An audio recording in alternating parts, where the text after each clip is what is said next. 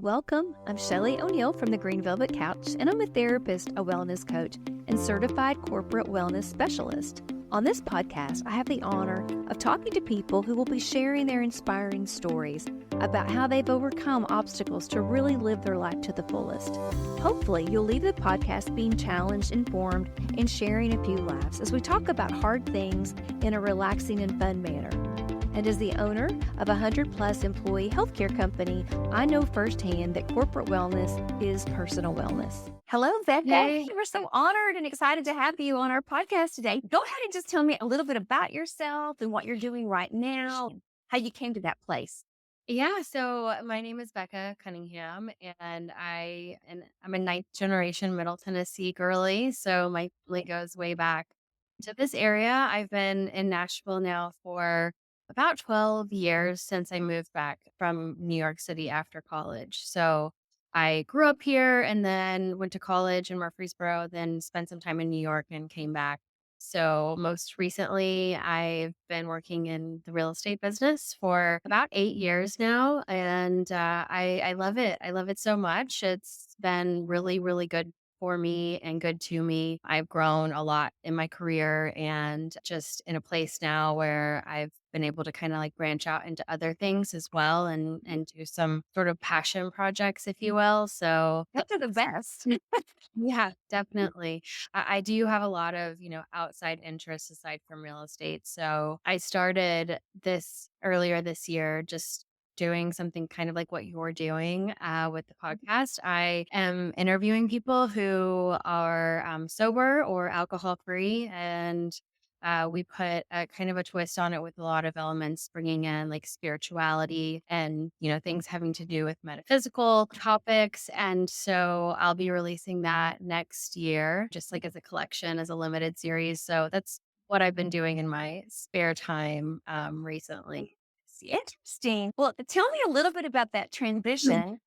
It sounds like there could be like a whole book or definitely a song from going to New York and then transitioning back home. Tell me something about that time period. Well, that was definitely a huge like time period for me where I was changing a lot. Very transitional, big growth period.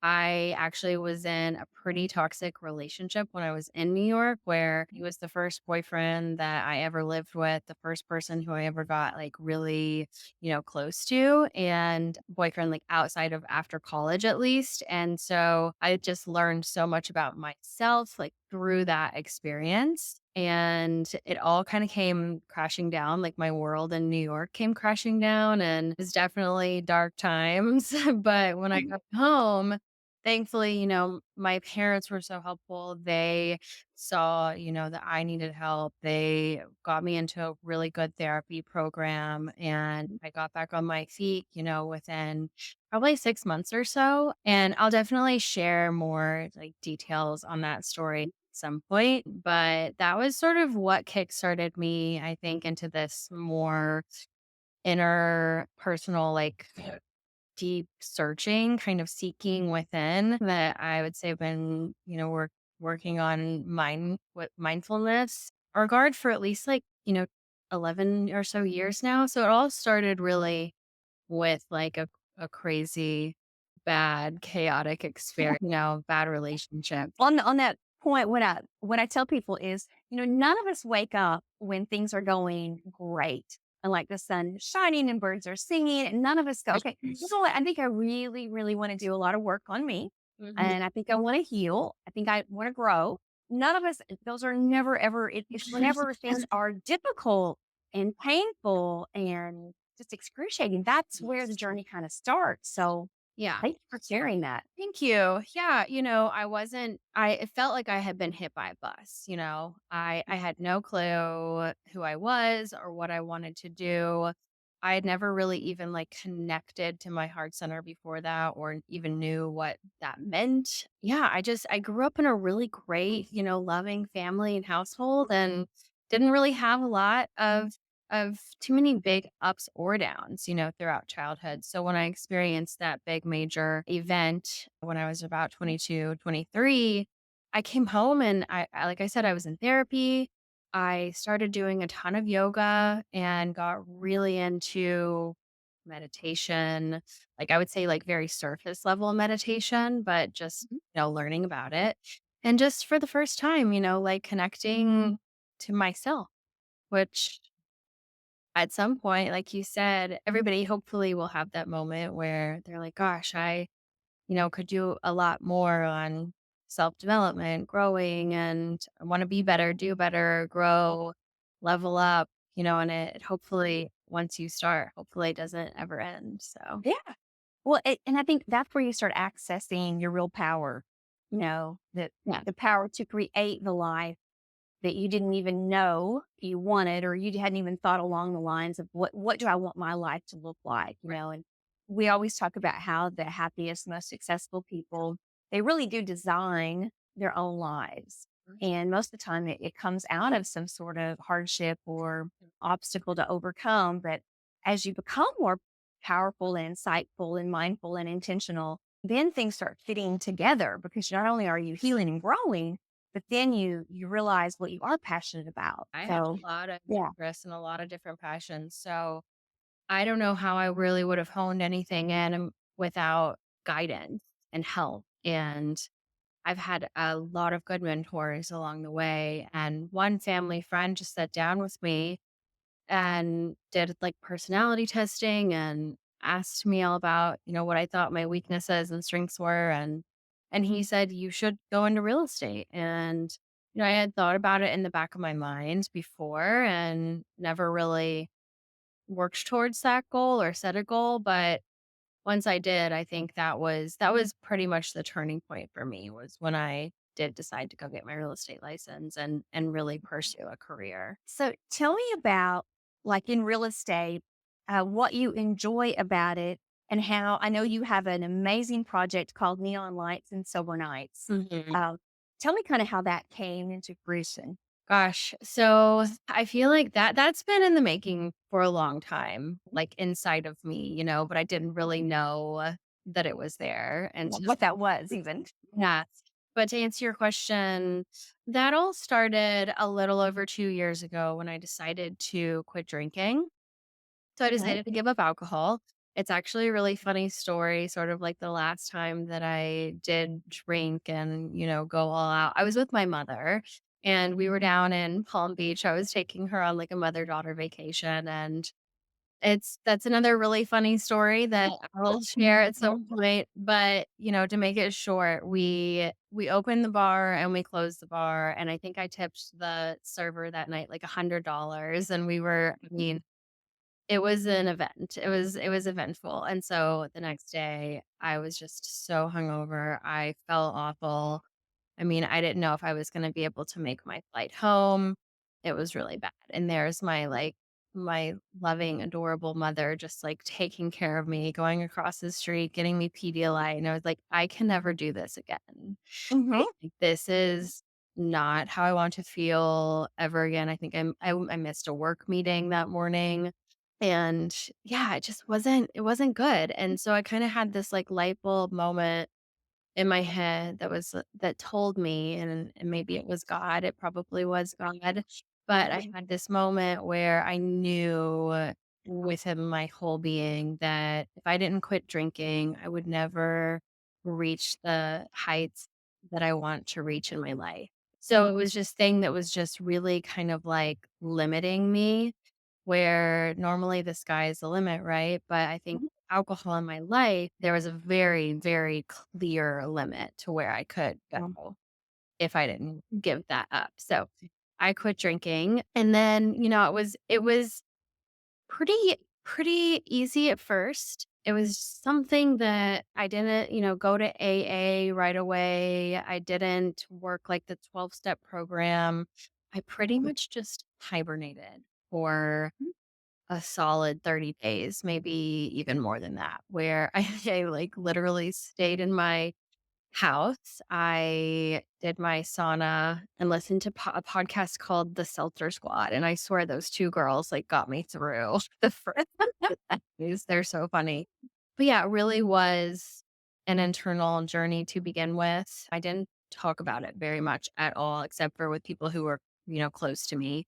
And then I hit 90 days and really started feeling good. I felt like, wow, I can notice the physical differences. I can notice the mental clarity, the spiritual kind of awakening that I was going through. And so I kept going and kept going.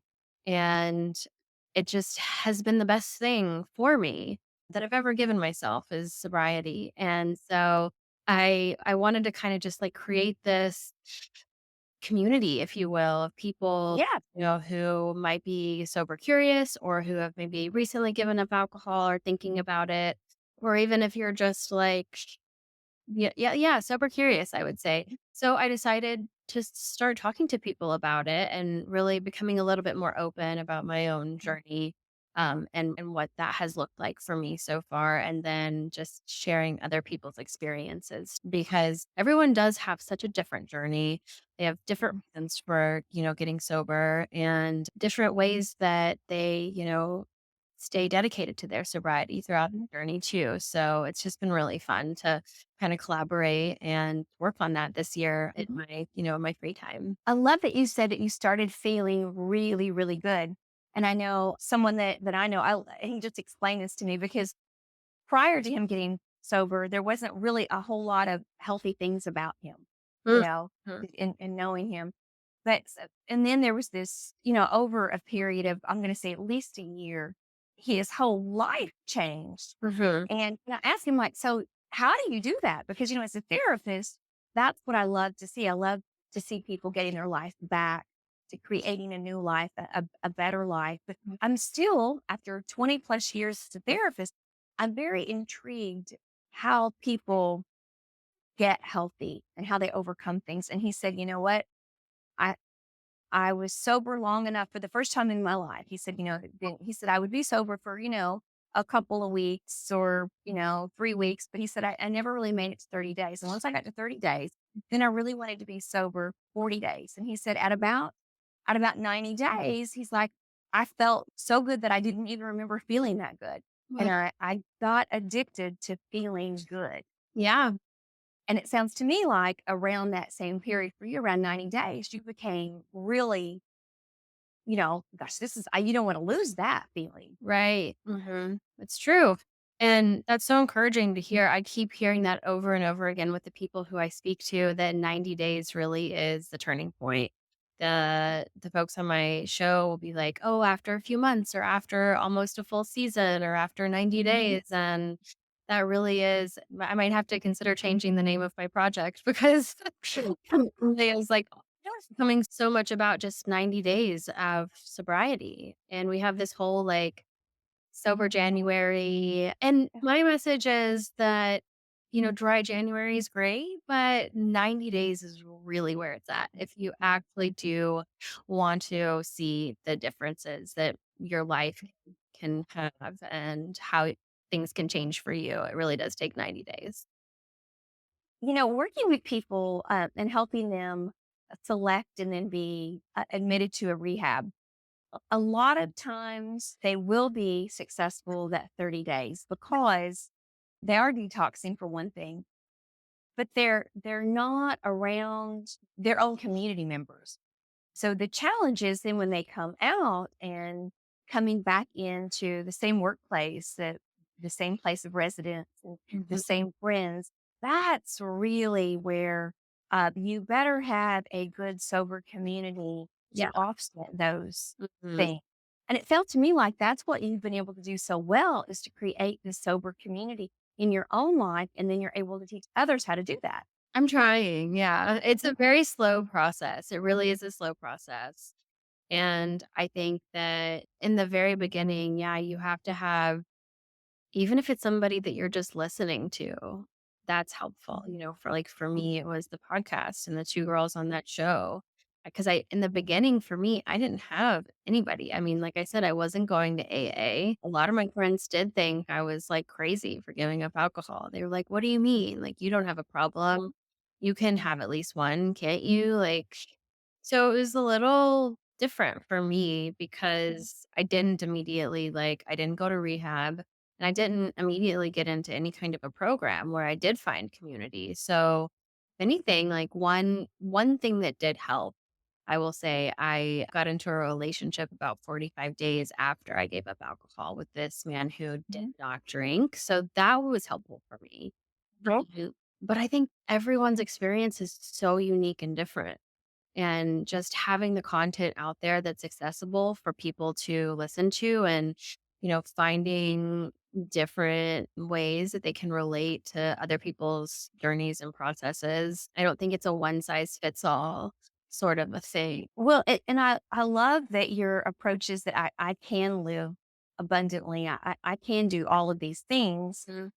because I think when people think of Nashville, there's, it's an amazing city and there's so many wonderful things in it, but also the Broadway, and the strip there, a lot of times that's the image that people think of. Mhm. And how do you come to Nashville and be sober? I think that can be really limiting for some people, but what you're saying is you can live a very full life being sober. Yeah, I'm more full than I was when I was drinking. I don't have any restrictions. If I go to this party and then I'm going to have to get a ride to this one, or I'll have to, go figure out, how am I going to do this on top of doing that? Well, it's like when I'm sober, I have all the energy.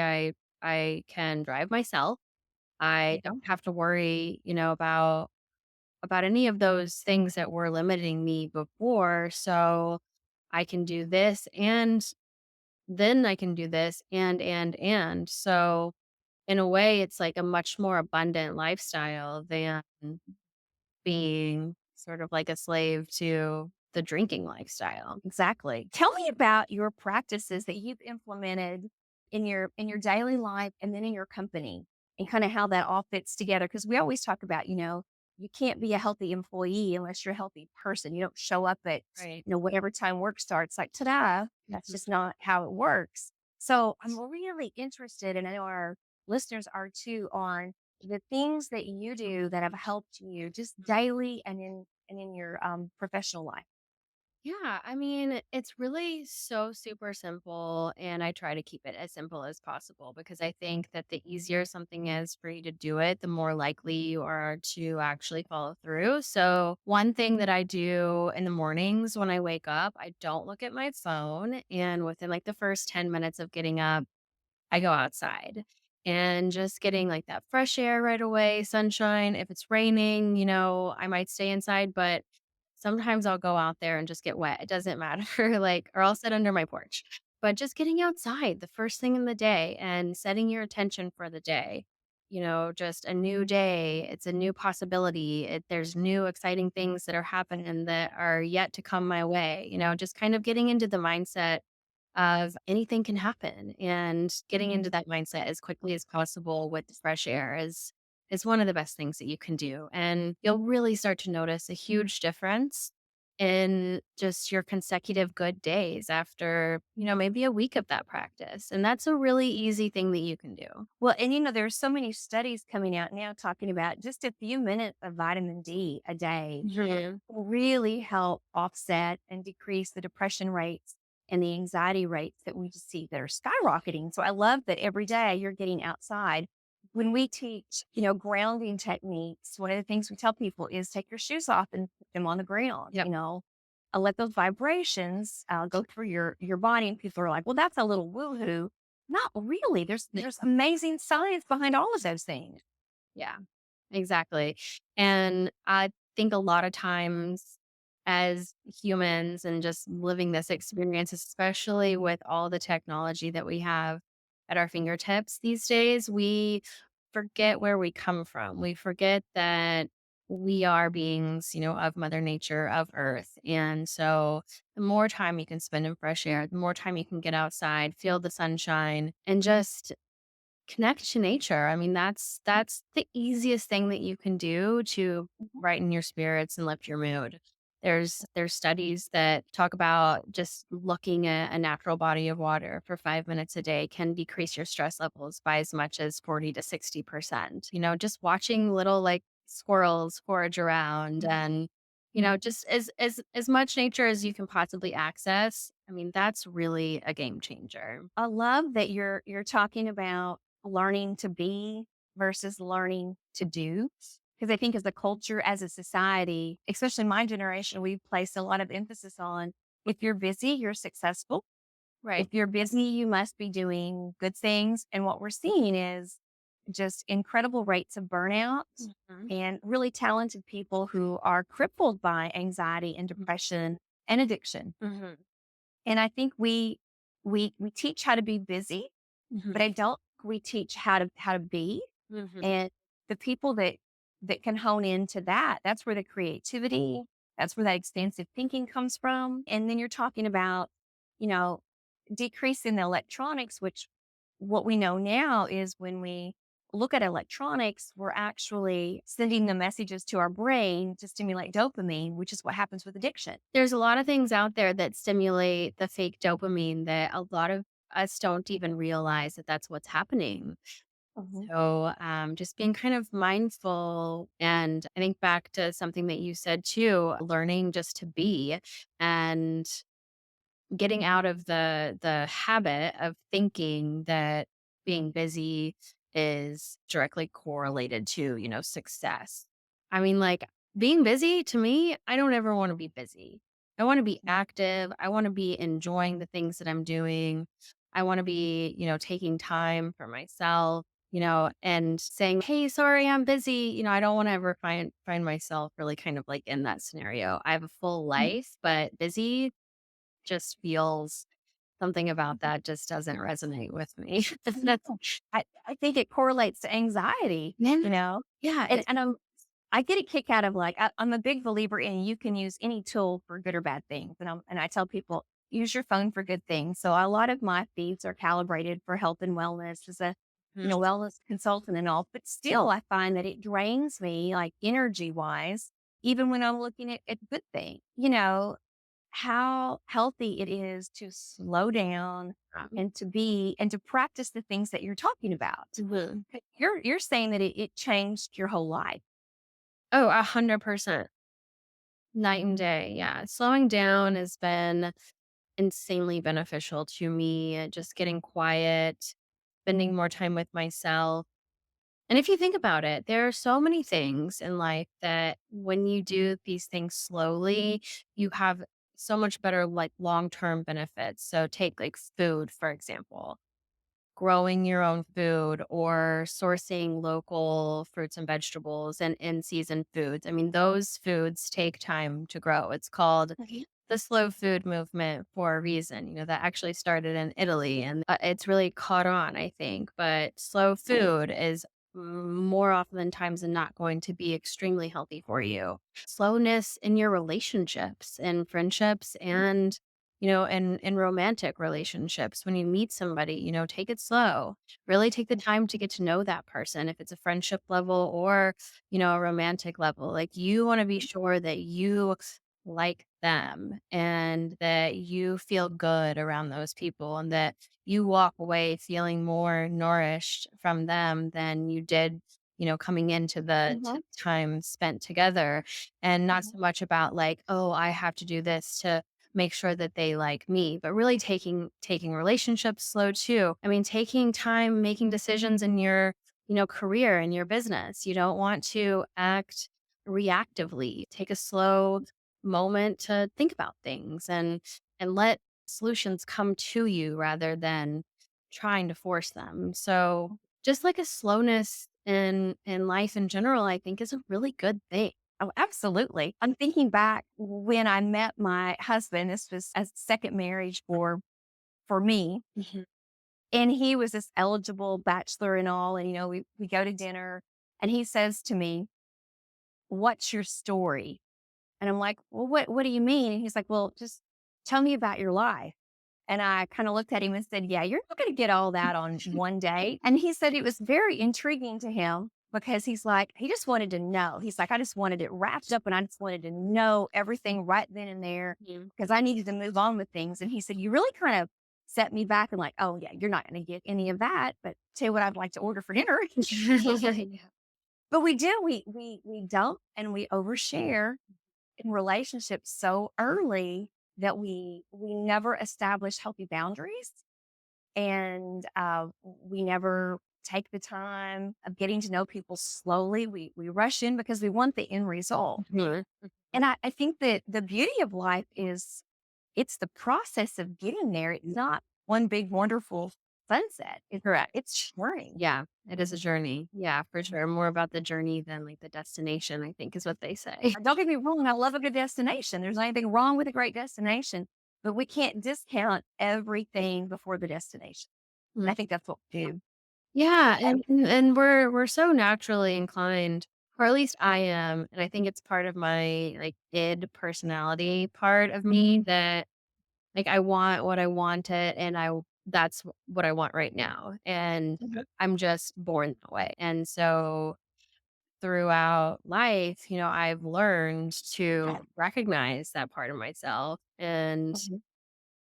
just dial it back a little bit whenever I am like really pushing and Mhm. trying to, just get to an outcome or get to a solution or whatever it is. So yeah, just really taking the step back and just moving a little bit slower with things. And I think that really has been a big key also to being present as just being able to just calm down and take things Mhm. a little bit slower. Yeah. I mean, I think we make a lot of wise decisions when we do that. And when you're talking about, not drinking and issues related to sobriety and all, Mhm. you know, in running groups, recovery groups for many years, it was interesting to me that something as simple as a routine of making coffee every single day for people. And, in our groups, we would always do that. We'd always have, something to drink. And a part of it is what do you do with your hands and you're filling up some space in your life where a substance used to be. But that's what I really learned about the sacredness of what we eat and what we drink. And it's more than what we put into our body, although that's, very, very important. It's also the routine of doing something and slowing down Yes. and being mindful. And mindful people, their rates of injury are much, much lower. The risk taking is much, much lower, but you have to teach that. You have to learn how to do that. We don't wake up and be pretty mindful today. Mm. So I'm going to make a Agreed. great cup of coffee. That's not realistic. So, yeah, I love that. Well, tell me from a business perspective and working in real estate, what promotes your mental health and also your professional life? How do you integrate those? Right. Work life balance is huge for me. I feel like I have a pretty good grasp on it and I'm really lucky to have colleagues that are so supportive of that and we are in one another as well. But sometimes it can get crazy. You have this thing in real estate that I think most people in the industry can relate to that it's like feast or famine. And so I my balance really is in like enjoying the moments when I'm really slow and not getting myself worked up with fear or anxiety about, when's the next deal going to come? When am I going to sign up the next buyer? When, and if and blah blah blah, like just creating all this like anxiety in my head and really enjoying the slow times because I know that the chaos is going to be back, So I think just having an awareness around that. And then when I am in that like crazy chaotic period, gosh, there's so many different things. Screen time is huge, only working from a set amount of hours per day. So I'll typically start, around 8:30 or 9 in the morning and then go until 5 p.m. And so if I get a phone call or anything after that, it's going to get addressed, the next day. And I'm not sorry for that. I don't carry any guilt about that whatsoever because those are my boundaries. And I think that having boundaries like that are extremely important especially when you are in a chaotic sort of business or industry if you can have those boundaries and if you can't hopefully you have like an assistant or even just like an auto reply or something where you have the ability to walk away at the same time every day. Yeah, exactly. And we talk a lot in therapy about what boundaries really are, and I think that's a word that we all we hear a lot. But what really is a boundary? And I always tell the clients think of it as like a fence. Do you need a castle moat boundary for this situation and this person or this work issue? Mhm. Or do you need just a little bit of like lattice work or a little picket fence that you could easily, flow through? Or is it a chain link Yeah. or whatever that boundary is? Because boundaries keep us safe. They keep bad things out Mhm. for the most part. And I think from a work perspective, chronic availability it isn't realistic. It's not healthy. Right. And if you really are going to have an expert in that field, they're not going to be available, 24/7 to you. Right.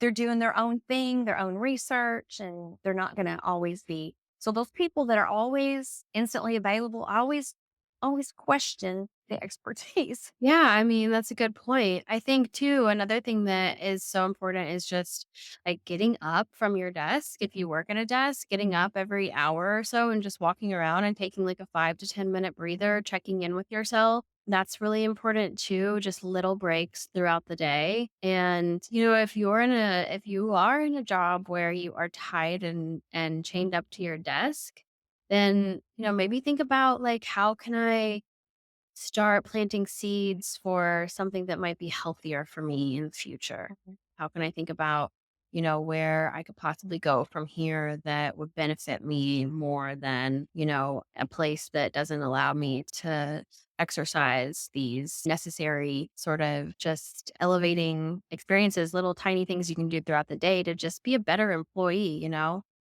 Mhm. So as a real estate agent, you know, it, you're always connecting people to the right fit, correct? The Yeah.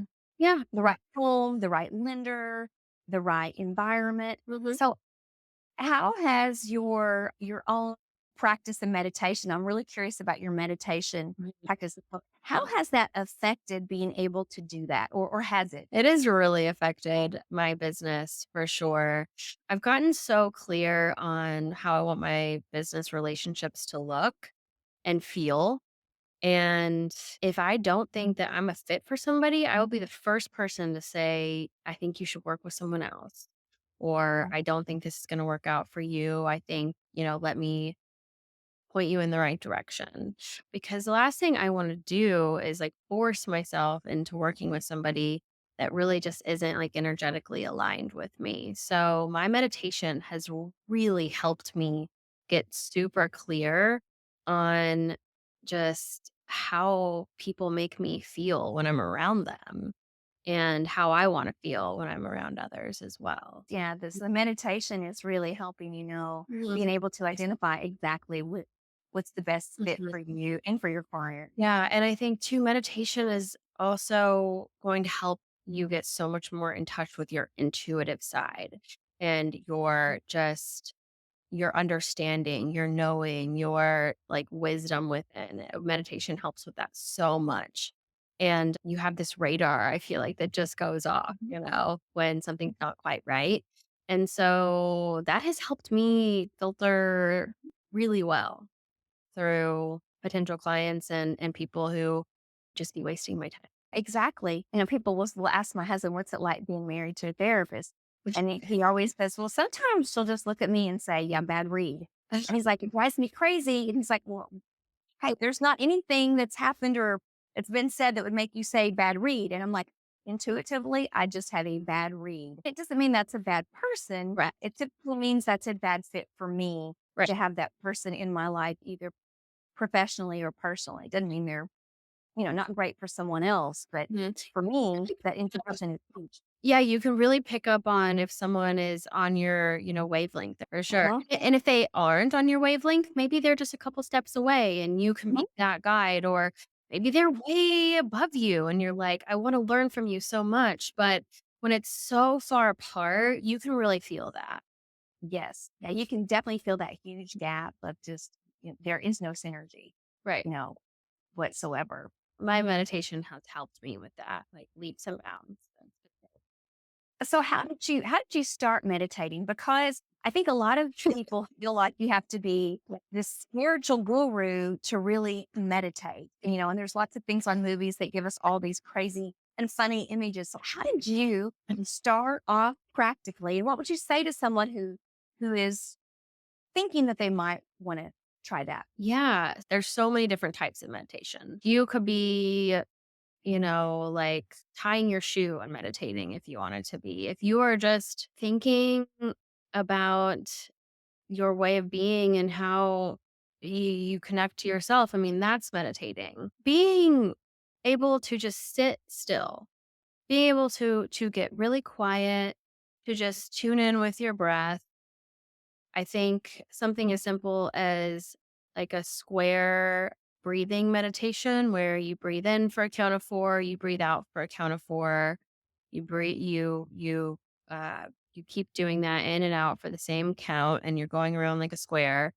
And before you know it, you're just kind of off in la la land. I mean, that's how it happens for me at least. And sometimes, it's just doing my yoga in the mornings or in the afternoons and stretching and just sort of like breathing through those movements. I mean, that's meditation and movement, right? Or walking meditation, walking down the street and soaking up the sun and you're thinking about how lovely it is just to be alive and you're grateful and your gratitude. I mean, having like a daily time for gratitude, that's a meditation in itself. I mean, you can journal, you can write down 10 things that you're happy about today. And that's a meditation. So I think people think of meditating as like, this like Buddha with his legs crossed and he's like ascending into the heavens and he's like blissed out and everything. And I mean, that is meditation for sure, but it can be so different for anybody. Not a one size fits all thing either.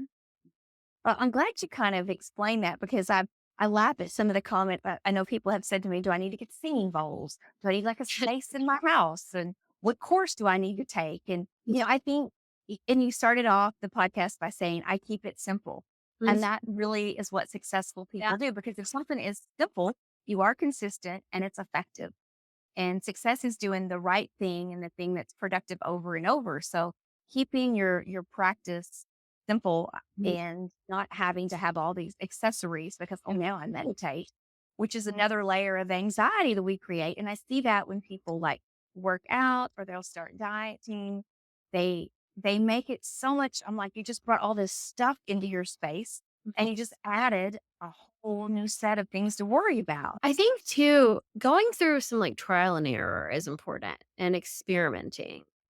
And asking your friends, asking your family members, asking your therapist. I mean, if you have a therapist, and if you don't, then you should probably consider getting one. But going through some trial and error and experimenting with what works for you. Because for me, I can't really do a guided meditation. That doesn't really do it for me unless I'm listening to like an Abraham Hicks thing. I love her. I love her voice. I think she's amazing. I will listen to one of her episodes like maybe once a week. Her episodes about starting the day, it's a great day to, start the day off the right way. Her message Mhm. is really good. So I'll listen to that sometimes, but I don't even know if that's necessarily guided meditation. That's just like Mhm. an Yeah. uplifting message. So I would just play around with different things. I really do And love the singing bowls. There's different frequencies that you can listen to on Spotify. mhm. Um, and I think they're so lovely. They're really beautiful and you can just like tune in to your inner being and just kind of like listen and chill. I personally like those a lot. And they're very effective and they're very, like you said, soothing and calming. Yes. And I do find that people want to go like, "Oh, I don't know how to use those." And I'm like, "Well, you don't have to start out using those." You can just Yeah. look up love frequency, mindfulness frequency. There's even one that's like frequency of God or something like that. Just being playful with it too, not being so serious. I think just having a lot of joy around your meditation practice is really important and knowing that there's just not a right way to do it. You just do whatever works best for you. Whatever gives you that feeling of peacefulness, that is the most important. One of the things I want to kind of wrap up with and have you share, I love that you talked about finding people in your life that are supportive in your family and then just choosing a different type of partner as well. Oh, one of the things I've always noticed is as we get healthy, as we become healthier, not everyone comes with us. Sometimes, Right. have you had that same experience where, you're growing, you're healing, you're changing, and all of a sudden those connections aren't always there. Not everyone comes with us in our life, and that can be really sad. It can be sad, and life can be sad. Life can be tremendously sad and exhausting, and like you can feel like you're, at the bottom of the depths of despair. I mean, like life is meant to be like that, right? So it's okay. And I've had many people fall out of my life. I have. Mhm. And I grieve those relationships. And I think about them now, and I think about what they served for me at the time and the lesson and just the gratitude for that person having been in my life, even if it was somebody who, was awful towards me, or I might have been awful towards them. No matter what it was, they're not in my life anymore. And I learned something from that. But you're becoming, as you go through these growth periods, you're becoming more and more yourself, and you're becoming more aligned with, your purpose and your reason for being, which is just to be alive and have the joy in living. And once you kind of tune into the knowing of that information, everything else will align in your path. And the people who are on that shared journey with you, who you may not even know them yet, but they're coming and they will find you. And so, for as many people as you lose and for as many people as you outgrow, you'll have this abundance of people who have either come in or are yet to come in and, teach you new wonderful lessons. And perhaps some of those people who haven't come in yet, perhaps they'll leave too. But at the end of the day, like we do come in this world alone and we leave alone. And so it's about just, like I said earlier, finding the joy in living and being alive, and just like the lessons that we get to learn in this human experience that we're all going through. You said that just beautifully. Thank you so much for the Thank way that you shared that, because that's what I think our listeners need to hear. That's what they're looking for. you. I think that's what we have to remind ourselves about. I think you've done such an incredible job of encouraging us and inspiring us, and also sharing your own story, that it's been a tough process, but professionally and personally, you love where you're at, Mm. and you're still on that growth journey, but you're, so much more intuitive and healthier and happy. Yeah. Thanks, Shelly. I appreciate that. You're welcome. Is there anything else you'd like to share with our listeners before we wrap up? Yeah, I would just, encourage anybody who is going through a hard time or a growth season just to try to find some stillness and quiet time, and the wisdom that you're seeking is already, inside of you if you just sort of sit still with it for long enough, and the answers will always come no matter what. Well, I'm going to be watching for great things in your future and just seeing what happens along your journey. Yeah, I'm hoping to launch the project. It's called Neon Lights and Sober Nights, and I'm hoping to have a launch party in January. So anybody is welcome to attend, and we're gonna have some really good, deep conversations on sobriety and spirituality. So I'm super, super excited for that to evolve, and that's what I'll be working on for the back half of this year. So I'm really excited. Well, keep us posted and let us know how we can support that in any way. We would love to be able to do that. Thanks so much for listening to Shelly O'Neill from the Green Velvet Couch. If you're enjoying the show, please rate, subscribe, and review where you listen to your podcast. That helps others find the show and begin their own wellness journey. Thanks again for tuning in. Until next time, go live your best life.